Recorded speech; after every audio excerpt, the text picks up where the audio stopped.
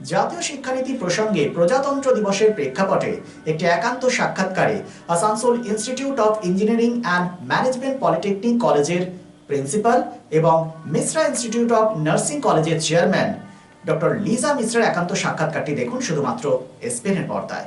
Madam, Asansol institute of engineering and management college polytechnic এবং পাশাপাশি মিশ্র nursing college, এই দুটোর দায়িত্বে আপনি রয়েছেন, আপনি প্রিন্সিপাল।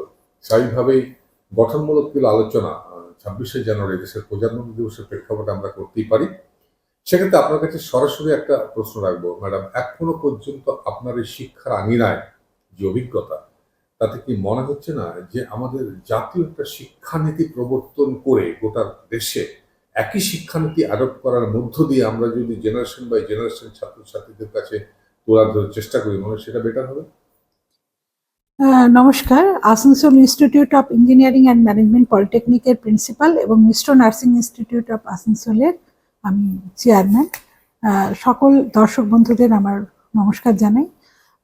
26শে জানুয়ারি এসে গেছে, সামনেই এসে গেছে এবং আমরা অনেকগুলো বছর পার করে এলাম স্বাধীনতার পরে।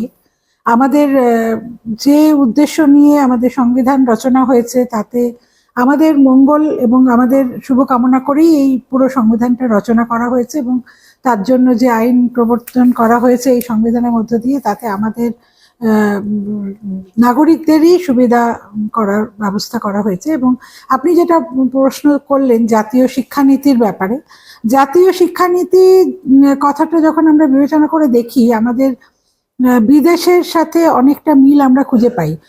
বিদেশের সাথে আমাদেরকে সবসময়তেই একটা সামঞ্জস্য রক্ষা করে চলতে হয়, কারণ আমাদের ছেলেমেয়েরা এখন গ্লোবাল সিটিজেন বলা যায়।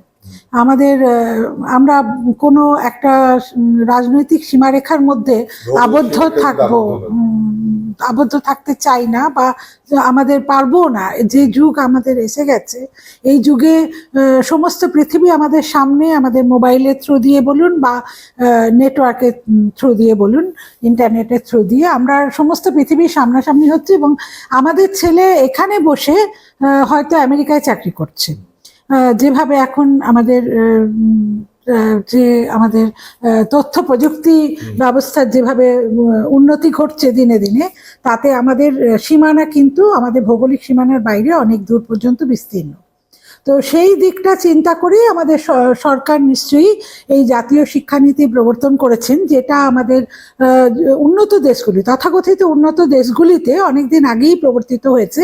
এবং আমাদের যে শিক্ষানীতি ছিল স্বাধীনতা পূর্ব, সেটা ইংরেজরা আসার আগে আমাদের সংস্কৃত ভিত্তিক এবং টোলের উপরে নির্ভর করে যে আমাদের শিক্ষা ব্যবস্থা ছিল। পরের দিকে যখন ইংরেজরা এলেন, তাদের নিয়ম হিসেবে তারা শিক্ষা ব্যবস্থাটাকে নিয়ে এলেন।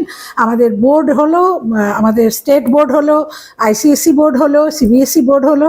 তারপরে আমাদের কিছু কিছু ইন্টারন্যাশনাল স্কুলে আমাদের বিভিন্ন জায়গা থেকে আমাদের যে আইজিসিএসসি বোর্ড বা আইবি বোর্ড, এই বোর্ডগুলো এসছে, যেগুলো বিদেশি বোর্ড, ওতেও অনেকে পড়াশোনা করছে। এবং তার সাথে সামঞ্জস্য রাখার জন্য আমাদের যে সিলেবাস, সেটাকেও কিন্তু রেগুলার বেসিসে আমাদের চেঞ্জ করে যেতে হচ্ছে। এবং পড়াশোনার যে একটা প্রথা, যেটা আমাদের আগেকার দিন থেকে চলে এসছে, যে আমরা 10 অবধি পড়বো, তারপর 10এই আমাদেরকে ঠিক করে নিতে হচ্ছে আমরা 11-12-এ কোন বিষয়ের উপর পড়বো। ধরুন আমরা আর্টস নেব বা সায়েন্স নেব বা কমার্স নেব, বা কোনো আবার মানে স্কিল ডেভেলপমেন্ট করে আমরা চাকরির ব্যবস্থা করব, যেগুলো আমাদের ডিপ্লোমা কলেজ বা নার্সিং কলেজগুলোতে হয়ে থাকে।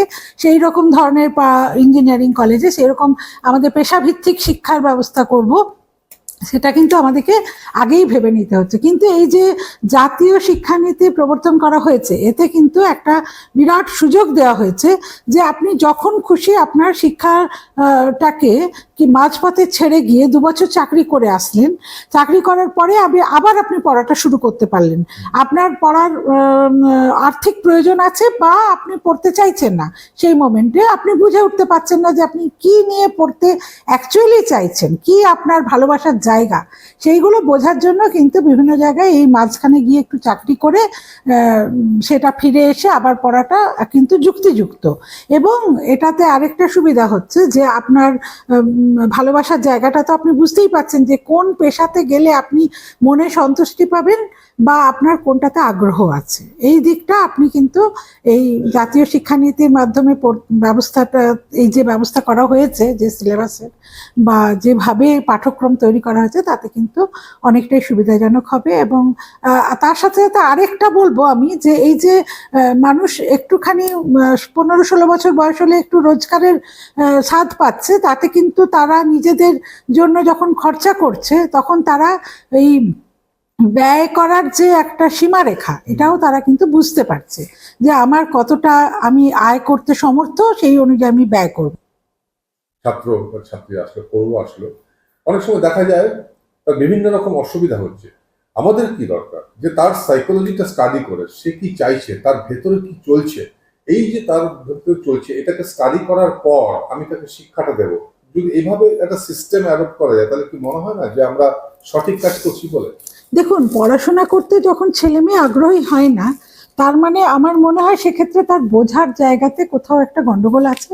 এবং শিক্ষক হিসেবে আমাদের কর্তব্য কিন্তু সেই জায়গাটাকে ভালো করে ধরা। আপনি অঙ্ক সেই ভয় পায় যে অঙ্কটাকে হয়তো ভালো করে তাকে বোঝানো হয়নি। তো সেই ক্ষেত্রে শিক্ষকের একটা বিরাট দায়িত্ব হচ্ছে যে তাকে সহজভাবে জিনিসটাকে বুঝিয়ে দেওয়া এবং তার ওই সাবজেক্টের প্রতি আগ্রহ তৈরি করা। এবং এখন আমি বলবো যে আমাদের যেহেতু আমরা সবাই এই ইন্টারনেটের মাধ্যমে বিভিন্নভাবে সংযুক্ত আছি, আমাদের কাছে বিরাট বড় একটা পৃথিবীর জ্ঞান আমাদের সামনে আছে। এবং শিক্ষকের উচিত হচ্ছে পড়ানোর সাথে সাথে ওই অডিও ভিজুয়ালগুলোরও সাহায্য নেওয়ার জন্য ছাত্রটিকে বা ছাত্রীটিকে সাহায্য করা। এবং এটা শিক্ষকের ওপরেই আছে যে সে কিভাবে ছাত্রছাত্রীটির আগ্রহ তৈরি করবে।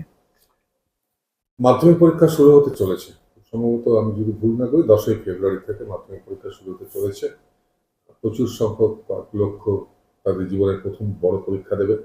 আপনার ইনস্টিটিউটের পক্ষ থেকে, আসানসোল ইনস্টিটিউট অফ ইঞ্জিনিয়ারিং ম্যানেজমেন্টের পক্ষ থেকে তাদের প্রতি কি বার্তা দেবে?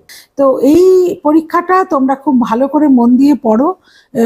পরীক্ষার আগে যে আগের কোয়েশ্চেন পেপারগুলো হয়ে এসছে এত বছর ধরে, সেগুলোকে দেখো। ওগুলো থেকেই মোটামুটি একটা আইডিয়া হয়ে যাবে তোমরা কিভাবে পড়াশোনা করলে তোমরা ভালো নাম্বার পেতে পারো। আর সব থেকে বড় কথা, পরীক্ষা দেওয়ার সময় খুব খুঁটিয়ে কোয়েশ্চেনগুলো পড়বে, কেননা কখনো একটা কোয়েশ্চেনের মধ্যে 3টে বা 4টে কোয়েশ্চেন লুকিয়ে থাকে। যেমন হোয়েন, হাউ, হোয়াই, এই যে এতগুলো ভাগ কি আছে সেগুলো তোমাদেরকে দেখতে হবে। কখন, কিভাবে, কেন, এই ব্যাপারগুলো কিন্তু তোমাকে দেখতে হবে যে তুমি একটা কোশ্চেনে হয়তো উত্তর দিলে, কখন দিলে, কিভাবে দিলে, কিন্তু কেনটা হয়তো দিলে না। এইগুলো একটু ভালো করে দেখে নেবে যে তুমি সবকটার উত্তর ঠিকঠাক দিচ্ছ কিনা। পরীক্ষার পরে একবার রিভিশন করে দেখে নেবে যে তোমার সব উত্তর তুমি ঠিক মতো তোমার মনের মতো করে দিয়েছো কিনা, বা কোথাও কোনো ভুল হয়ে গেছে কিনা।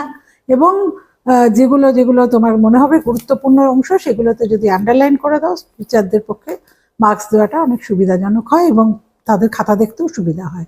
তো এবং আমি আশা করব তোমরা সবাই খুব মন দিয়ে পড়েছো এবং ভবিষ্যতে খুব ভালো করবে। এই পরীক্ষাটা তোমাদের একটা সামান্য পরীক্ষা, এটা কোনো ব্যাপার না। তোমরা সবাই খুব ভালো করবে এবং পিতামাতার মুখ উজ্জ্বল করবে। তোমাদের সকলকে আমার শুভকামনা জানাই। ধন্যবাদ। একদিন থেমে যাবে ঝড়, শান্ত হবে পৃথিবী, তবে তারই মাঝে আমরা সচল Asansol institute of engineering and management polytechnic নতুন প্রজন্মের আলোর দিশারি। 2020-21 শিক্ষাবর্ষে ভর্তি শুরু হয়েছে। শিক্ষার গুণগত মান এবং প্লেসমেন্টের ক্ষেত্রে দৃষ্টান্ত স্থাপন করেছে Asansol institute of engineering and management polytechnic. AIEMP courses offered 3 years diploma engineering in civil, mechanical, electrical, mining and computer science and technology. Asansol Institute of Engineering and Management Polytechnic, Bagbandi Road, Kalipahari Moor, near Ghagarpuri Mandir, Asansol 713339. For more details, contact 8001 500263, 7076791501 and 706 358 2812. Asansol Institute of Engineering and Management Polytechnic, leading you towards the bright future. Be positive, think better, Make a bright future with Misro Nursing Institute Asansol. Misro Nursing Institute Asansol is approved by West Bengal Nursing Council and Indian Nursing Council and affiliated to West Bengal University of Health Science. Misro Nursing Institute Asansol associated with Marwari Relief Society Hospital, which is our parent hospital, and our affiliated hospital is Asansol District Hospital and few rural health centers in Asansol for providing clinical and field training to BSc Nursing and JNM Nursing students. Misro Nursing Institute Asansol offers BSc Nursing for 4 years. Eligibility of admission 45% marks in HS with science stream and English, and JNM course for 3 years. Eligibility of admission 40% marks in HS in any stream with English. Misro Nursing Institute of Asansol provides unbeatable infrastructure, highly qualified faculties, 100% placement assistance to all students. So hurry, admission open for limited seats. Our helpline numbers are 7477782911, 7477713512 and 7477713511. Visit our college campus at Misro Nursing Institute Asansol, Bagbandi Road, Kalipahari, Asansol 9, Paschim Bardhaman.